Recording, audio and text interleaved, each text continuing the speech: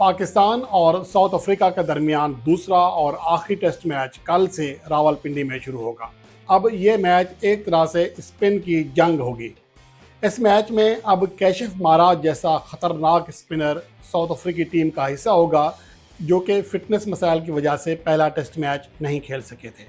अब यहाँ पर सवाल ये पैदा होता है कि कैशिफ महाराज की मौजूदगी में स्पिन अटैक किस टीम का ज़्यादा खतरनाक हो जाएगा। गो के पाकिस्तान के पास नुमान अली ने आउट क्लास परफॉर्मेंस दी हुई है, साजिद खान ने गुज़श्ता मैच से पहले अपनी कंडीशंस में आउट क्लास परफॉर्मेंस दी हुई है, लेकिन दूसरी जानब कैशिफ महाराज का जो तजर्बा है वो साउथ अफ्रीका की तारीख में सबसे ज़्यादा है।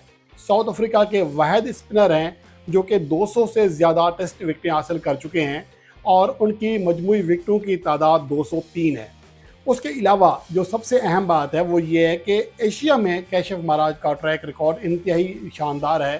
कैरियर की जो वाहिद किसी मैच में 10 विकेटें हासिल करने का कारनामा है या परफॉर्मेंस है वो भी उनकी एशिया ही में है।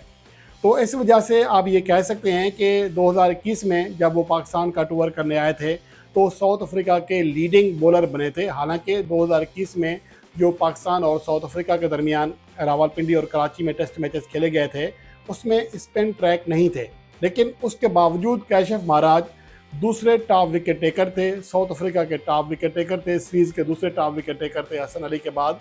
तो कहने का मतलब ये है कि उस प्लेयर ने पाकिस्तान में 2 टेस्ट मैचेस में 10 विकेटें हासिल की थी और इस बार चूँकि पिच ऐसी है जो कि मुकम्मल तौर पर स्पिनर्स को सपोर्ट करती है, मुकम्मल तौर पर स्पिन ट्रैक हैं, तो यहाँ पर कैशिफ महाराज पाकिस्तान के लिए ज़्यादा ख़तरनाक साबित हो सकते हैं। अब इस तनाजुर में साउथ अफ्रीकी टीम में एक तब्दीली तो है ही है, पाकिस्तान क्रिकेट टीम में भी एक तब्दीली यकीनी दिखाई दे रही है।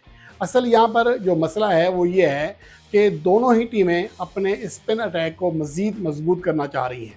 पाकिस्तान में हसन अली जो कि गुज़श्ता मैच में उन्हें मौका दिया गया लेकिन उन्हें ज़्यादा बॉलिंग नहीं दी गई।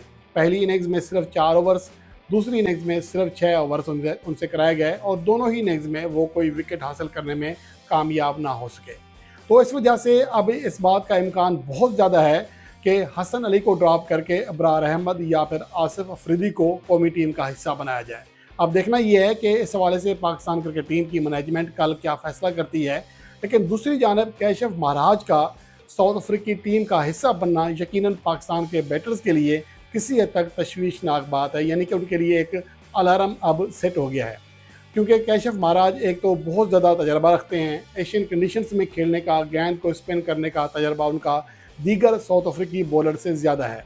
यहाँ पर साउथ अफ्रीका का वो बॉलर जिसने इससे पहले कभी कैरियर में 5 विकेटें हासिल करने का कारनामा एक इनिंग्स में सरअंजाम नहीं दिया था, लेकिन लाहौर टेस्ट मैच की दोनों इनिंग्स में वो ये कारनामा सरअंजाम दे गया। और वो खिलाड़ी सिनोरन मुतुसामे हैं जो कि अपने कैरियर का अभी उनका आगाज़ ही हुआ है। लेकिन अगर कैशिफ महाराज जो कि उनके मुकाबले में काफ़ी ज़्यादा तजर्बाकार हैं, अगर उनको स्पिन ट्रैक मिलेगा, स्पिन कंडीशंस मिलेंगी तो वो ज़्यादा मुश्किलात खड़ी कर सकते हैं। तो इस वजह से अब उम्मीद यही की जा सकती है कि रावलपिंडी में जो स्पिन का मुकाबला होगा वो देखने से ताल्लुक़ रखेगा। पाकिस्तान की जानिब से नुमान अली, साजिद खान और इब्रार अहमद के ऊपर निगाहें होंगी कि उनकी परफॉर्मेंस कैसी रहती है। दूसरी जानिब साउथ अफ्रीका जो कि पहले टेस्ट मैच में भी 3 स्पिनर्स के साथ मैदान में उतरी थी, उनमें से 2 ने आउट क्लास परफॉर्मेंस दी थी, जबकि एक स्पिनर की कारकर्दगी किसी हद तक ख़राब रही जो कि परिनीलन सुब्रियान थे, जिन्होंने पहली इनिंग्स में 2 विकेटें ज़रूर हासिल की लेकिन दूसरी इनिंग्स में उन्हें विकेट नहीं मिल सकी थी। अलबत्ता हार्मर ने पहली इनिंग्स में 1 विकेट, दूसरी में 4 विकेटें हासिल की, जबकि उसके अलावा मुतुसामे ने पहली इनिंग्स में 6 और दूसरी इनिंग्स में 5 विकेटें हासिल करके कैरियर में पहली बार एक मैच में 10 विकेटें हासिल करने का कारनामा सरअंजाम दिया था। तो अब इस तनाजुर में बासानी ये देखा जा सकता है कि परिनीलन सुब्रियान को ड्रॉप करके कैशिफ महाराज को साउथ अफ्रीकी प्लेइंग 11 का हिस्सा बनाया जाएगा और उनका स्पिन अटैक पहले के मुकाबले में ज़्यादा मजबूत हो जाएगा। अब जहाँ तक ये मैच है ये पाकिस्तान के लिए जीतना बेहद ज़रूरी है। इससे पाकिस्तान एक तो सीरीज़ जीतने में कामयाब हो जाएगा, इसके साथ साथ पाकिस्तान की ICC वर्ल्ड टेस्ट चैम्पियनशिप में जो अपनी दूसरी पोजीशन है वो ज़्यादा मजबूत हो जाएगी। इसके साथ साथ पाकिस्तान की रैंकिंग में तरक्की भी हो जाएगी। तो पाकिस्तान के लिए बहरहाल ये मैच जीतना या कम से कम ड्रा करना बेहद ज़रूरी है। अगर ड्रा करते हैं तो शायद पाकिस्तान की तरक्की तो ना हो सके रैंकिंग में, लेकिन कम से कम सीरीज़ पाकिस्तान टीम अपने नाम ज़रूर कर लेगी।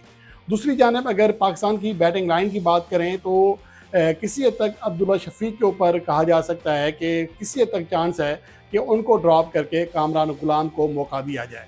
लेकिन अभी इस हवाले से टीम मैनेजमेंट की जानिब से ऐसी कोई न्यूज़ या ऐसी कोई चीज़ सामने नहीं आ सकी है कि वो ऐसा सोच रहे हों। लेकिन ये मेरा ज़ाती ख्याल है कि अब्दुल्ला शफीक की जगह कामरान गुलाम को मौका देना चाहिए, जबकि शान मसूद को अपने असल नंबर ओपनिंग पोजीशन पर बैटिंग करनी चाहिए। और नीचे तो मुझे लगता है कि 100% यही होगा कि हसन अली को, जो कि गुज़श्ता मैच में भी यूज़लेस रहे, एक तो उन्हें बॉलिंग दी ही नहीं गई है, कंडीशन ऐसी बन गई हैं, पिच ऐसी है जहाँ पर आप स्पिनर के ऊपर ज़्यादा तकिया करते हैं। शाहीन अफरीदी ने भी कोई ज़्यादा अच्छी कारकर्दगी नहीं दिखाई थी आखिरी दिन से पहले तक। पहली इनिंग्स में सिर्फ 1 विकेट हासिल कर सके और आखिरी सेशन से पहले भी दूसरी इनिंग्स में वो सिर्फ 1 विकेट हासिल कर सके थे।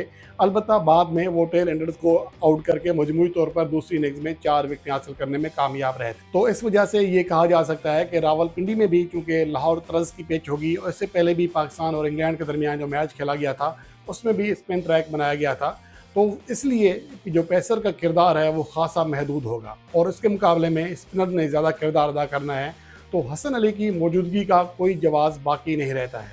इससे पहले भी पाकिस्तान टीम सिर्फ एक पेसर के साथ खेल चुकी है और जो कि पेसर एक आमिर जमाल ऑलराउंडर थे, मजमूई तौर पर वो भी एक स्पेशलिस्ट पेसर नहीं थे। तो ये इसलिए कोई अनोखी या अनहोनी नहीं होगी कि पाकिस्तान टीम सिर्फ एक पेसर के साथ मैदान में उतरे। तो इस बात का तो कभी इम्कान है ही है कि शाहीन अफरीदी अकलौते पेसर होंगे रावलपिंडी में, अलबत्ता अबरार अहमद या आसिफ अफरीदी पाकिस्तान टीम को ज्वाइन कर लेंगे। दूसरी जानिब पाकिस्तान का जो ट्रैक रिकॉर्ड है रावलपिंडी में, वो गो के ओवरऑल बहुत अच्छा नहीं है, लेकिन आखिरी मैच में पाकिस्तान ने यहाँ इंग्लैंड को शिकस्त दी थी। इससे पहले पाकिस्तान टीम यहाँ पर नाकाम होती रही है। पाकिस्तान ने यहाँ पर जो 16 टेस्ट मैचेस खेले हैं उनमें से 6 जीते हैं, 6 हारे हैं और जो यहाँ पर 2 से ज़्यादा मैचेस खेले हैं पाकिस्तान ने अपने होम ग्राउंड में, उनमें सबसे बदतरीन जो रिकॉर्ड है वो रावलपिंडी का है। लेकिन अब चूँकि कंडीशंस चेंज हो चुकी हैं, अब पाकिस्तान ने अपना फार्मूला चेंज कर लिया है, अपनी होम कंडीशंस को मुकम्मल स्पिन ट्रैक में तब्दील करता है, तो इस वजह से अब ये कहा जा सकता है कि रावलपिंडी का जो माजी का रिकॉर्ड है वो ज़्यादा असरअंदाज नहीं होगा, क्योंकि गुज़श्ता मैच भी यहाँ पर जो खेला गया उसमें पाकिस्तान के स्पिनर्स ने आउट क्लास परफॉर्मेंस दी थी, अपनी कंडीशंस का भरपूर इस्तेमाल किया था। अब दूसरे मैच में भी ऐसा होगा।